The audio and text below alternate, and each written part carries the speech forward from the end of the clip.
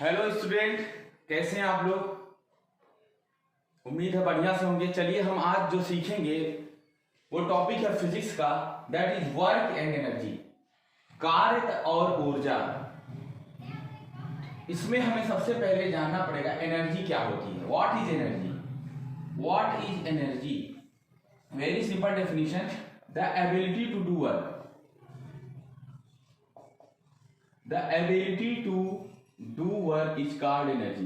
Okay, ability to do work, काम करने की क्षमता ऊर्जा है। और इसको SI यूनिट जो है इसकी, SI यूनिट जो है इसकी इंटरनेशनल सिस्टम ऑफ यूनिट में इसे जूल से लिखते हैं, जूल, और denoted by J, it is denoted by the letter J।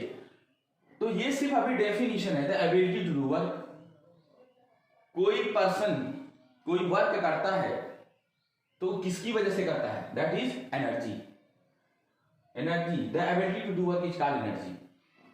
अब यहां पर मैं एक एग्जांपल लेके आपको समझा रहा हूं। देखिए, एक ब्रिक हमारे पास है, ब्रिक, ओके, ब्रिक, और ये पोजीशन ए पर है, लेकिन इस पोजीशन ए से हमें यहां पर लेके जाना है पोजीशन बी पर। ठीक है, पोजीशन बी पर लेके आना है। ठीक, यहां पर पोजीशन बी है। उस टाइम हमें किस चीज की जरूरत पड़ेगी? एनर्जी की। विदाउट एनर्जी ये ए से बी पर नहीं जा सकता, इसमें एनर्जी लगानी पड़ेगी। और एनर्जी भी मेनी टाइप्स की होती हैं, केमिकल एनर्जी, मैकेनिकल एनर्जी, ठीक है, इलेक्ट्रिकल एनर्जी, कई टाइप्स की एनर्जी है। जो मैं बोल रहा हूं ना, my voice is also a form of energy, wave energy, that is wave energy. जो मेरी साउंड आप तक जा रही है वो भी एक एनर्जी का फॉर्म है। ठीक है, तो ये ब्रिक ए से बी पर तभी जाएगा जब हम एनर्जी यूज करेंगे। एनर्जी की नीड होगी, we need energy to move this object from A to B. ये एनर्जी की डेफिनेशन हो गई। बट आप ये भी कह सकते हैं कि sir this is also called a work done.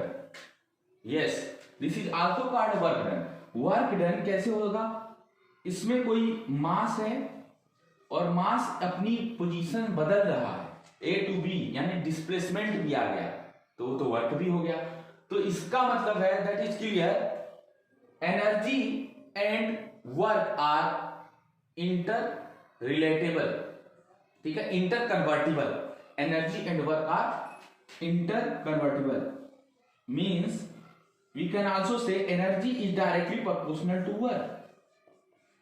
जितनी ज्यादा एनर्जी होगी, more energy more work, less energy less work. इस तरीके से हम कह सकते हैं कि द वर्क और energy are inter convertible. More the energy more is the work, less is the energy less is the work.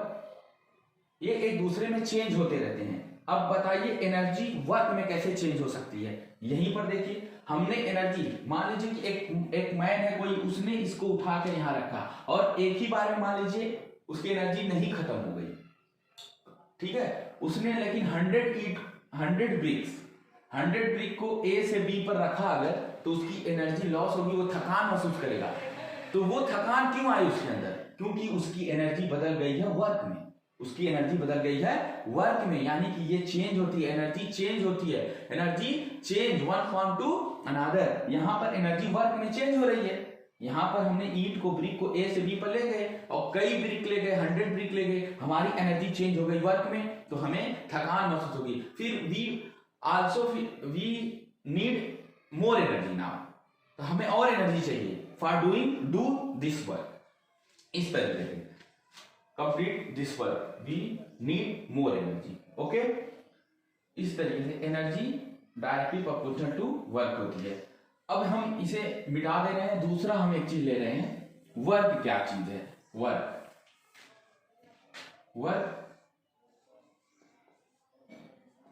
ठीक है, transfer of energy is called work.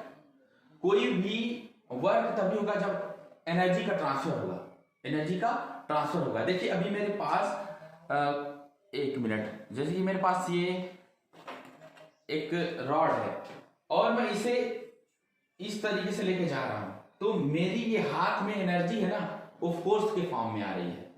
ठीक है, मस्कुलर फोर्स, मेरे ये हाथ में, हैंड में मस्कुलर फोर्स है, तो ये वर्क तभी ना होगा, ये आगे जा रहा है क्योंकि मैं इसे पुश कर रहा हूं, तो ये क्या होगा, ट्रांसफर ऑफ एनर्जी, तो वर्क होगा जब आगे जाएगा। वर्क होने के लिए दो कंडीशन होना चाहिए, वर्क होने के लिए दो, एफ यानी कि फोर्स, ठीक है, और दूसरा क्या होना चाहिए, दूसरा क्या होना चाहिए, डिस्प्लेसमेंट, डिस्प्लेसमेंट, दो चीज होनी चाहिए। तो इसका फार्मूला जो बन जाता है एक साथ, ठीक है, वो एक साथ कैसे बनता है, वो कैसे बनता है, W is equal to F into S, work is equal to force into displacement, force into displacement, ठीक है, एफ एंड डी या एस, ठीक है, कहीं कहीं डी भी दिया रहता है, तो ये होता है वर्क। और इसका भी यूनिट जो होती है, इसकी यूनिट वो होती है जूल, जूल होती है। तो इस तरीके से वर्क होता है, यानी कि अगर मैं एक बॉल को ऐसे बना रहा हूं और इसको लेके जा रहा हूं, ठीक है, इसको लेकर के जा रहा हूं, तो ए से बी पर ही लेके जा रहा हूं, तो इसके बीच में ये डिस्टेंस या डिस्प्लेसमेंट जो भी कैरी हो रहा है वही ये एस की जगह पर मल्टीप्लाई होगा जब न्यूमेरिकल हम सॉल्व करेंगे। और फोर्स क्या होगा, आपको पहले पता है एफ बराबर एम ए होता है, F is equal to M into A, तो ये एम मास होता है, मास ऑफ द बॉल या ऑब्जेक्ट, जो भी ऑब्जेक्ट होगा, और उसका एक्सीलरेशन, तो ये दोनों मिल करके मल्टीप्लाई करके फोर्स बनता है। और ये फोर्स आप यहां देखिए है, वर्क में ये यूज हो रहा है, and S is the distance जो ट्रेवल ये करेगा, तो दोनों का मल्टीप्लाई वर्क के बराबर होगा, ओके, इसकी यूनिट जूल होती है, ठीक। अब हम देखेंगे कि टाइप्स ऑफ एनर्जी में मेनली हमको काइनेटिक एनर्जी और पोटेंशियल एनर्जी के फॉर्म को देखना है। we will learn now what is the potential energy, what is kinetic energy। अब एनर्जी में दो तरीके से हो सकता है ना, पोटेंशियल एनर्जी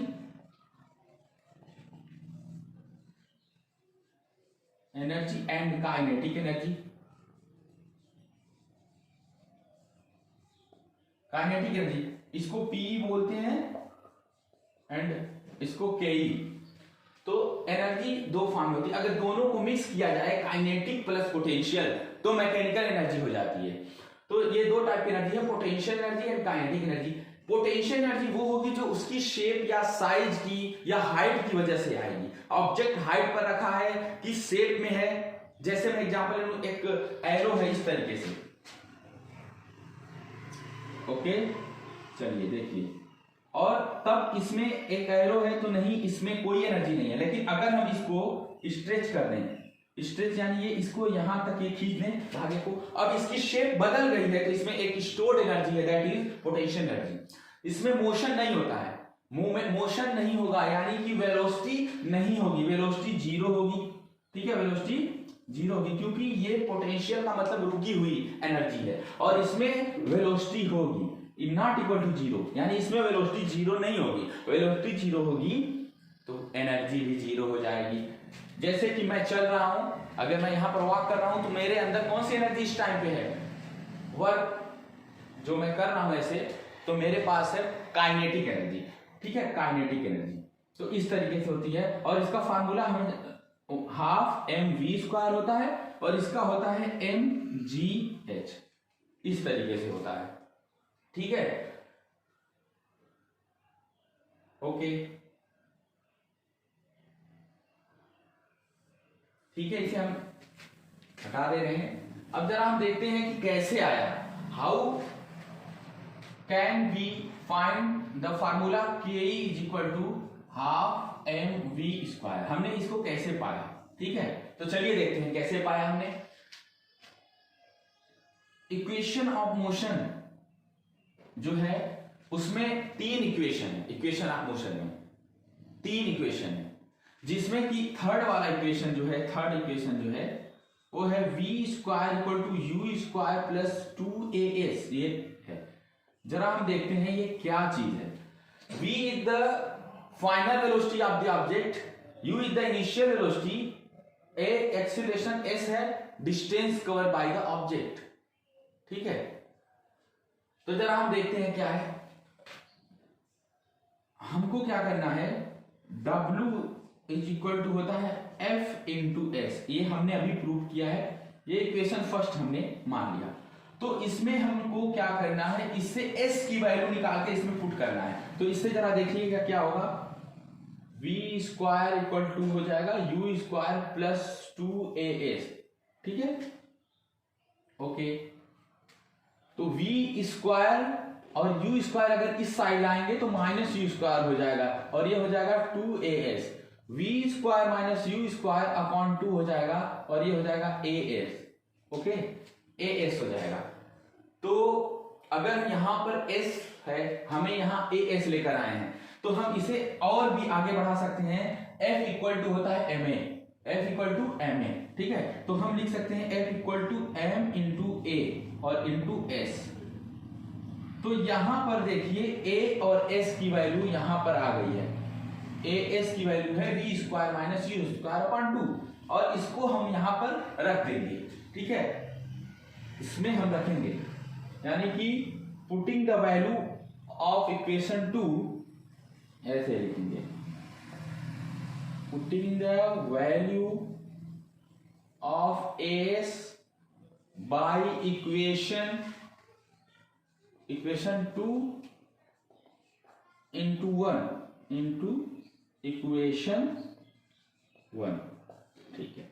तो वो क्या होगा, F M इंटू AS की वैल्यू है V square minus U square upon 2। What we get now, M V का स्क्वायर माइनस M U का स्क्वायर, और ये 2 हम अलग अलग लिख सकते हैं। कैसे, क्योंकि ये ऊपर अगर प्लस हो या माइनस हो तो हम इसको अलग अलग लिख सकते हैं, यानी V square upon 2 V square upon 2 U square upon 2 ये लिख सकते हैं। और ये इसके साथ मल्टीप्लाई है, दोनों के साथ MV एंड MU स्क्वायर, ठीक है, इस तरीके से। तो ये आप देख सकते हैं, ये W है, यहां पर भी ये W ही है, वर्क डन। अब हम देख पा रहे हैं कि ये final velocity minus initial velocity है। तो यहां पर क्या हो रहा है, चेंज इन वेलोसिटी हो रही है, ऐसा लग रहा है, क्योंकि V और U दोनों अलग अलग वेलोसिटी हैं और उनका डिफरेंस वर्क के बराबर है। यानी हम ये कैसे कह सकते हैं, change in kinetic energy is called work, change in kinetic energy is called work. और काइनेटिक एनर्जी कैसे पता चलेगी, क्योंकि उसमें होगा मास वेलोसिटी, ठीक है, मास और वेलोसिटी, और इसमें मास और वेलोसिटी है, इसमें भी मास और वेलोसिटी है, बट ये इनिशियल है और ये है final. U is the initial and V is the final. चलिए, अगर हम ये कह दें लेट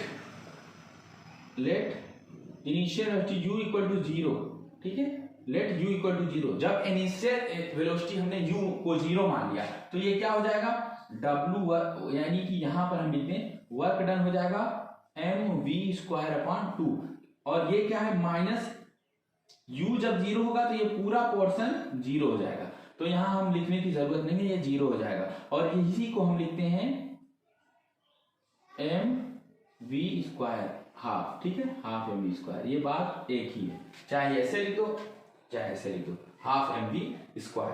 तो ये है काइनेटिक एनर्जी। अब वो वर्क डन किसमें बदल गया है, काइनेटिक एनर्जी में। वर्क डन जो हुआ है चेंज इन काइनेटिक एनर्जी के बराबर होगा, क्योंकि जो भी वर्क हुआ होगा वो किस पर हुआ होगा, एनर्जी पर के बेस पर ही तो हुआ होगा, और यहाँ पर चेंज इन काइनेटिक एनर्जी जो है वही है वर्क डन। तो हम इस वर्क डन को अब देखेंगे यहाँ पर KE, तो KE is equal to finally आ गया, KE इज इक्वल टू आ गया हाफ MV स्क्वायर। ये क्यों आया, क्योंकि वर्क जो है एनर्जी में चेंज हुआ है, ठीक है, या ये कह दें एनर्जी वर्क में चेंज हो गई है, दोनों बात हम कह सकते हैं, ओके। तो इस तरीके से कंप्लीट होता है, फिर नेक्स्ट में हम आगे कराएंगे।